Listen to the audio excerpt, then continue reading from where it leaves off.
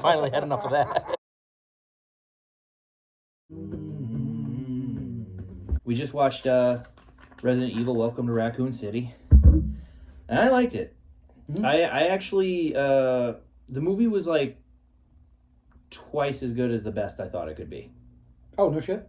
Yeah, no. I wasn't, I was expecting it to be like, I mean, I suppose it wasn't like, a psychological thriller or anything like that, but it was well crafted. Like, it had a steady build, that was moody and atmospheric and creepy. They went back to like the horror aspect, and again, there was sort of like this slow build. You got to know the characters pretty well.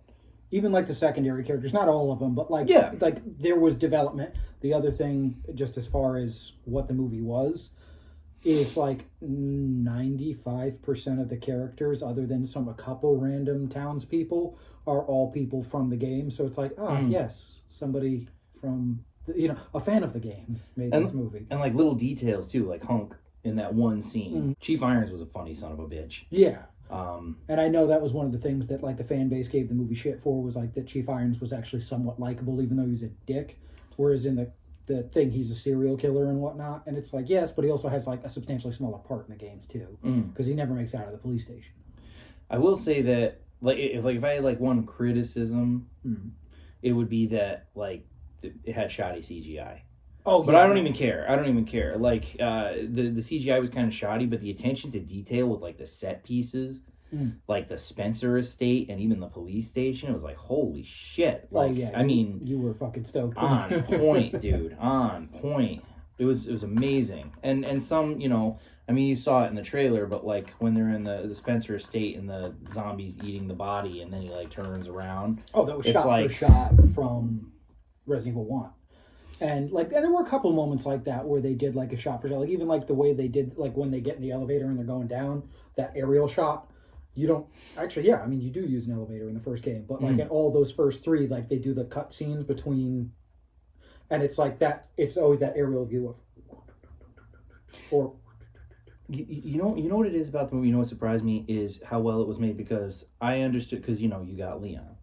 You got Claire, you got Chris, you got Jill, you got all these people from the first two games, and I was like, I felt like they bit off more than they could chew. I felt like they were too overzealous about like, putting all this shit from the game in the movie, but they actually did it really well, because the characters are split up throughout the movie, and then they come together. Yeah, so basically, really, like in the last 10 minutes or so, kind of a thing, which is good.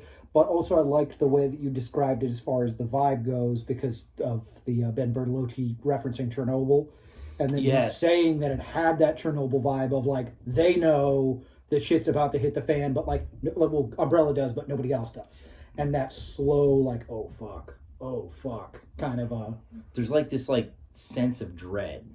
Like from the very beginning. And I mean, of course, like a little on the nose with Chernobyl with like the sirens and shit. Yeah, but again, that was creepy too. But everything like leading up, how it was like in the water supply and people were like slowly getting sick. Yes. It was like it really built cinematically. Like they were this director was fantastic, and I would be like on board with him doing a sequel and whatever the hell. Because it was cinematic, it built like an actual movie, and then when shit hits the fan, but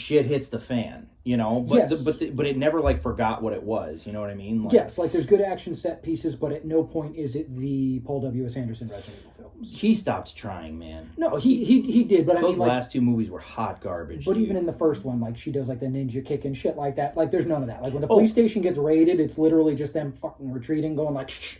And they had actual characters from the game. I will say they changed them a little bit. I mean, Wesker is obviously going to be a little bit more of an evolutionary character, but like Leon, I mean, they kind of made up for it in the end, because... But they did take liberties. Well, they took liberties, but it's also like Leon was just kind of a fuck up. A lovable fuck up, but a fuck up nonetheless. And he does build. Like, that's the thing, too. It's not like he shows up at the end and he's a badass and it's like, where the fuck did that come from? It's like you progressively see him nutting up throughout the movie. And again, and that was another complaint people had. Kind of, I mean, first off, people fucking hated his casting. And again, he doesn't look like Leon. No, not in a traditional sense. He doesn't really act like Leon. I mean, like, again, Leon was a goof in Resident Evil 2. Let's be honest. Leon was a goober. Not to the extent of this Leon. Yeah, but he was like a productive goof. Yes, but that's my thing. He was like very much like that. He was skilled tactically, but he made stupid decisions. Yes, and that was good. I liked even like little things from the game, like when they talked about when Jill was talking about what would be the worst way to die, getting swallowed by the snake or eaten by a great white shark. And Richard Aiken, it just would be better. Oh yeah, well you'd said that. But like as she's asking the question to the group, it cuts over to Richard, who's just sitting there like staring at her. And it's like that's how he dies, depending on how you play in the GameCube version, that's how he dies in the original Resident Evil. It's like, all right, that's like little shit like that. The Jill sandwich thing is a reference to Barry's line from like there's all sorts of little I forget, like there was a video guy did, it was like a breakdown of like 500 things you missed. Even the creepy fucking like doll thing. Yeah, that was creepy. That dude, the opening to this movie was scary. Like the original, even the original Resident Evil, it was probably the closest the original Paul W.S. Anderson one. It was probably the closest to a horror movie of any of those. But they all like, and more so as they went along, they just like they had the vibe of like a shitty underworld movie. This was a horror. And even when it like entered the action like portion, it was still a horror. The monsters were still scary. I think they did a pretty good job with William Birkin, although not for nothing, I am a little bit disappointed that he didn't go full fucking squid monster like he does in the game. Yeah, honestly, I'm sure that was straight budgetary constraints. Yeah. There's only so much they could do. I get the feeling that the reason it was so low budget is it's like, we'll let you write and direct, like give you more creative control, but you only get like this amount for the project. Which, I mean, for what he had, and again, I was going to say, work with what he had. The CGI was shoddy, but the casting was good overall. At least it was accurate. Like the CGI was accurate, Yeah, no, for sure. And again, it's like they took liberties with some characters. Chris is really is a secondary character, but they did, Robbie Amell did good as him, because I was kind of like, I like Robbie Amell, but I was like, but he was good. Case I liked him better than the guy who played him in the... Oh, Wentworth Miller? Yeah. Yeah, the guy from Prison Break? Yeah. No offense to him, but... Well, yeah, Wentworth Miller's kind of... Granted, they didn't really give him that much to do. But Case Scodolero was good. And I mentioned this to Jay again in reference, like, the original series versus this one. Like, at no point, like, were the badass female characters like the super bitch type of character where it's like, oh, I can do anything. Yeah, they weren't trying to check any boxes. They were just... No, they were just badass fucking Their actions spoke for themselves. Well, and I even like it because it's like Claire is very serious, whereas Jill, and again, like, it makes sense because she goes a little batshit in the video game series as it goes on, but it's like she's a little, But it's like when you think about it, Chris is dismissive of her from the beginning, and she was right about everything. That would have been a really good insert feminist dialogue here, like moment. But it's like no, he came to his own realization that he'd been dismissive of her, and she was right the whole time, and they just let the plot speak for itself, like... Well, and even, like, she's about to, like, when she shoots the shit out of William Birkin, and then, he's like, do it. And she kind of hesitates, and he steps in, and it's like, first off, she's hesitating, and it's like, no. But it's also one of those things as far as him stepping up with her, it's one of those things, it's like, yeah, fuck you. Like, kind of a thing. It's like, this shit's personal at this juncture. I'm like, that was good, and that was different from the games, but I did, like, even like that, because it's like, okay, so, like, Chris...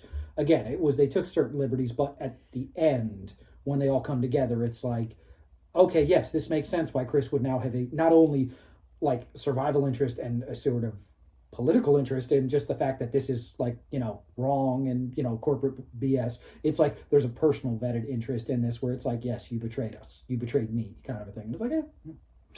It just occurred to me. They never really finish the whole plot line of when they were kids. No, I think... Like how they got out and... Well, I think they, like... Because they talked about how, like, when Claire ran away kind of a thing. And again, they don't fill it out too much, but it's almost like they allude to the fact of, like, when she fucking bolted, she bolted. Like, she ran out of the orphanage type shit. And was just kind of in and out of Chris's life after the fact. Yeah, but, like, don't you kind of get the sense that all the kids there would never have been allowed to leave? because they were all there for experiments and shit, right? Well, I don't know if they were all there for experiments, because that's kind of like you look at like. So it might have been a legitimate orphanage that they would picking use like specific stock from, kind of like or sort of like, oh hey, we have a new thing. All right, well let's take one of them. Yeah, I think that's one of those, because that would actually help. What? Yeah, you know what? Because especially because they were supposed to be like the pillar of the community type thing, it would make sense that it was a legitimate orphanage. And then again, they would kind of like, maybe while they were doing their health checks, they were actually checking genetics and shit, and would be like, "That's good stock. Let's take that one." That makes sense. So, because by the time they go back, it's clear like the orphanage has been kind of like abandoned because it's fucking all dilapidated and shit. Lisa Trevor was awesome, because you never played the GameCube version, right? Of Resident Evil 1? No. So you weren't familiar with that character. I bought a GameCube so that I could play Resident Evil 4. Yeah.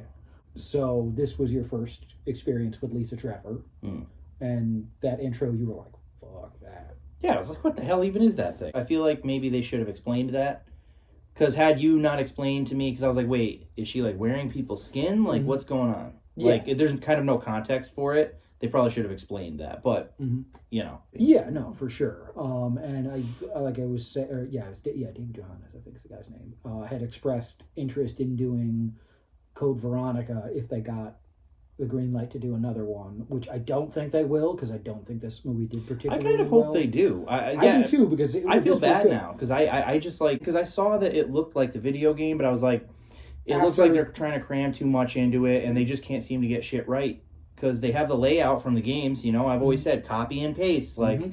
First one's about the Spencer estate. Boom, there's your movie. It's like, yeah, I get that you have to tweak a couple things for, like, the sake of character development, but, like, all the material is there, But this director did a good job of kind of, like, mishmashing everything, condensing it, really. So he wanted to do Code Veronica, and again, I don't know if they will, but the thing that's cool, too, is it seems like the crew liked working together, and I know that Robbie Amell and K.S. Scodelario both were like, "Oh, yeah, we'll do that movie." And then Tom Hopper, too, the guy who played Wesker, because Wesker's in Code Veronica. They were all basically like, "Yeah, we'll come back. We'll do it. We don't care." But also, as far as the biting off... Bless you. Biting off more than one could chew, they did manage to pull it off. And if nothing else, this is the only like Resident Evil movie of this attempted reboot. You know what? Okay, so it leaves off for a sequel, but it's basically like, okay, this is the complete fall of Raccoon story arc. So cool. Yep. So cool. Yep. Like, and you did it, and it's, it's covered. Yes. The other thing which we talked about that I did like was the in the game you read all the journal entries, and especially in the first game, of people slowly like turning to zombies, and it was the caretaker's diary specifically. Itchy, tasty. Yeah, and you actually get to see it in this movie. Even from the time they're at the police station. You see the deterioration. Yes. Like, just even the ones that are in front of the police station, like, when they first show up, it's like, let me in, and then as it goes, like, they're pulling their fucking hair out, and then by the time they actually are, there's so many of them that they, like, break through the front gate, it's literally, like, customers. They're just, like, like, they're just, like, mindless, slobbering zombies looking to eat somebody. I liked it. We give 2 thumbs up. Yes. And again, not that it's like a perfect movie, but as far as Resident Evil movies go, it's a masterpiece. And yeah, no, I mean, it's an enjoyable movie, and I don't think it deserves the hate that it got. I agree. So, I mean, Jared Leto's not in it, so that's good. I agree. That's all she wrote.